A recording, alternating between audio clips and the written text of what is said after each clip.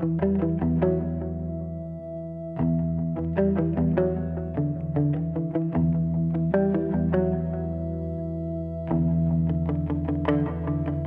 when Pilate saw that nothing was being gained, but rather that a disturbance was starting, he took water and washed his hands before the multitude, saying, I am innocent of the blood of this righteous person. You see to it. All the people answered, may his blood be on us and on our children. Then he released to them Barabbas, but Jesus he scourged and delivered to be crucified.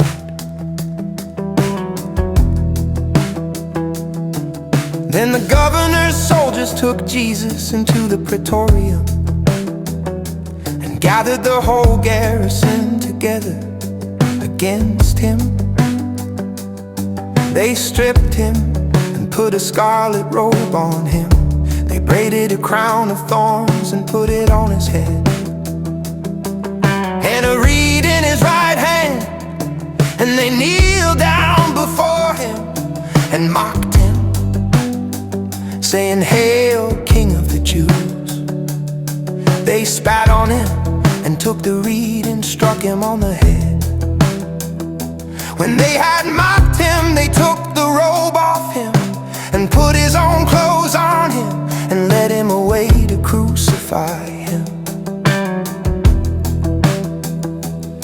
As they came out, they found a man of Cyrene, Simon by name, and they compelled him to go with them, that he might carry his cross. They came to a place called Golgotha, that is to say, the place of a skull. They gave him sour wine to drink mixed with gall. When he had tasted it, he would not drink. When they had crucified him, they divided his clothing among them, casting lots, and they sat and watched him there. They set up over his head the accusation against him written, This is Jesus, the King of the Jews. Then there were two robbers crucified with him, one on his right hand and one on the left. Those who passed by blasphemed him, wagging their heads and saying, You who destroy the temple and build it in 3 days, save yourself. If you are the Son of God, come down from the cross. Likewise the chief priests also mocking, with the scribes, the Pharisees, and the elders, said he saved others, but he can't save himself. If he is the King of Israel, let him come down now from the cross, and we will believe in him. He trusts in God, let God deliver him now, if he wants him. For he said, I am the Son of God. The robbers also who were crucified with him cast on him the same reproach. Now from the 6th hour there was darkness over all the land until the 9th hour. About the 9th hour Jesus cried with a loud voice, saying, Eli, Eli, lama sabachthani. That is, my God, why have you forsaken me? Some of them that stood there, when they heard it, said, This man calls Elijah. Immediately one of them ran and took a sponge and filled it with vinegar and put it on a reed and gave him a drink. The rest said, Let him be, let's see whether Elijah comes to save him. Jesus cried again with a loud voice and yielded up his spirit. Behold, the veil of the temple was torn in two from the top to the bottom. The earth quaked and the rocks were split.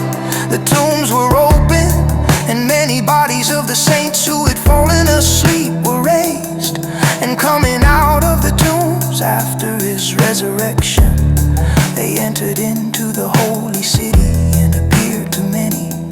Now the centurion and those who were with him watching Jesus, when they saw the earthquake and the things that were done, feared exceedingly, saying, "Truly this was the Son of God."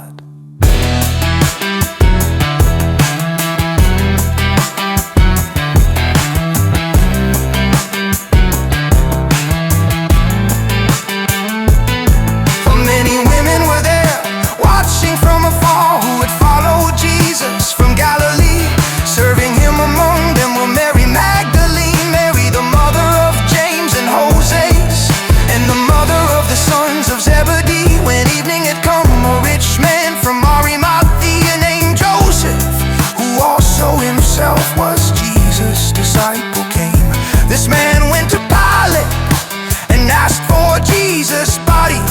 Then Pilate commanded the body to be given up. Joseph took the body and wrapped it in a clean linen cloth and laid it in his own new tomb, which he had hewn out in the rock. And he rolled a great stone to the door of the tomb and departed. Mary Magdalene was there, and the other Mary sitting opposite the tomb. I am the Son of God. Now on the next day, which was the day after the preparation day, the chief priests and the Pharisees were gathered together to Pilate, saying, "Sir, we remember what that deceiver said while he was still alive.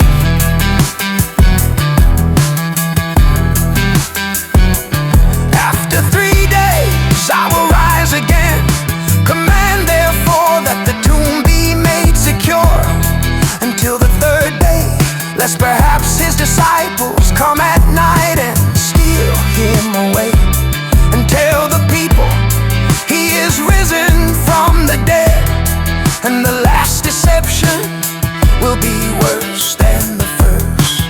Pilate said to them, "You have a guard, go make it as secure as you can." So they went with the guard and made the tomb secure, sealing the stone.